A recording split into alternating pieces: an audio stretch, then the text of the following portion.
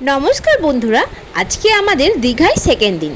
আজকে আমরা সকাল সকাল স্নান করে আমরা যাচ্ছি আজকে জগন্নাথ দেবের মন্দির দর্শন করতে ও পুজো দিতে। আর এটা আমাদের হোটেল ম্যারিন পার্কের ব্যালকনি থেকে বাইরের ভিউ এটা। আর এখানে একটা ছোট্ট পার্ক আছে।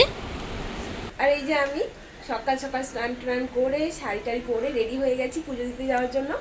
এক্ষুনি বেরাবো, আমার বর রেডি হলে এবার আমরা পুজো দিতে যাবো। এখানেও মানে সমুদ্রের ধারে হলেও বাইরে বেশ গরম আছে। আর এখন আমার বরও রেডি হয়ে গেছে, ও পুরো ড্রেস করে নিয়েছে। এবার আমরা বেরিয়ে যাব মন্দির দর্শন করতে। আমরা যে হোটেলে ছিলাম সেখান থেকে মন্দিরটা খুব বেশি দূর নয়, তাও একটু দূর আছে, তাই আমরা গাড়ি নিয়েই যাচ্ছি। কাল যখন আমরা এলাম তখন অতটাও ভিড় ছিল না, কিন্তু আজ যেহেতু স্যাটারডে তাই ভিড়টা আজকে বেশ বেড়েছে। রাস্তায় বেশ ভিড় দেখা যাচ্ছে। আর এখন আমরা মন্দিরে পৌঁছে গেছি, মানে মন্দির এরিয়ায় চলে এসেছি। এবার দেখি গাড়িটা কোন দিকে পার্ক করা যায়।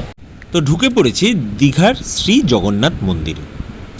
এই মন্দিরটা খুব রিসেন্টলি বানানো হয়েছে, কিন্তু এতটাই সুন্দর যে এর অভূতপূর্ব প্রশংসা না করে পারছি না।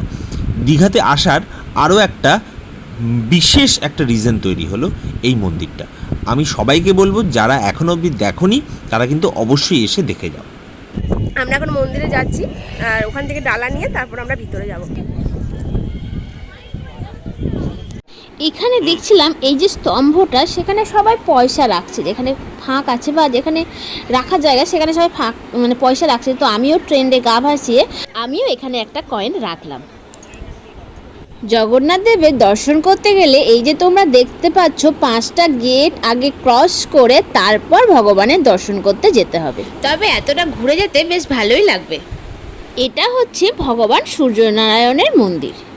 আমরা এখন মন্দিরে পুজো দিয়ে তারপর আমরা মন্দির থেকে বেরিয়ে এলাম। মন্দিরে যেহেতু মোবাইল অ্যালাউড ছিল না, তাই আমরা মন্দিরের ভিতরে কোনো ছবি বা ভিডিও নিতে পারিনি। এটা কানপাতা হনুমান, আর এটা শ্রী বিমলা দেবীর মন্দির, আর এটা শ্রী একাদশী মাতা। বাইরে রোদ থাকলেও মন্দিরের ওয়েদারটা মানে হাওয়া দিচ্ছিল, অনেকটা বড় এরিয়া, তাই হাওয়া দিচ্ছিল। এরিয়াটা ভালোই ছিল, বেশ পিসফুল ছিল।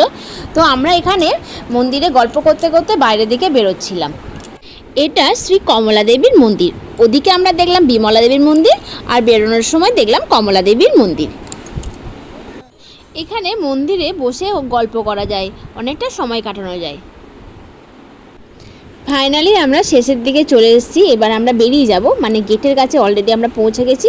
তো এবার আমরা বেরিয়ে গিয়ে আমাদের সকালে ব্রেকফাস্ট কিছু করব, তারপর বেরিয়ে এসে আমরা একটু ডাব খেলাম। আর আমার বর গোমাতার সেবা করছে। তারপর আমরা মন্দির থেকে বেরিয়ে রাস্তার একটা দোকানে এসে বসেছি ধোসা খাওয়ার জন্য। সকালের ব্রেকফাস্টে আমরা আজকে ধোসাই খেলাম।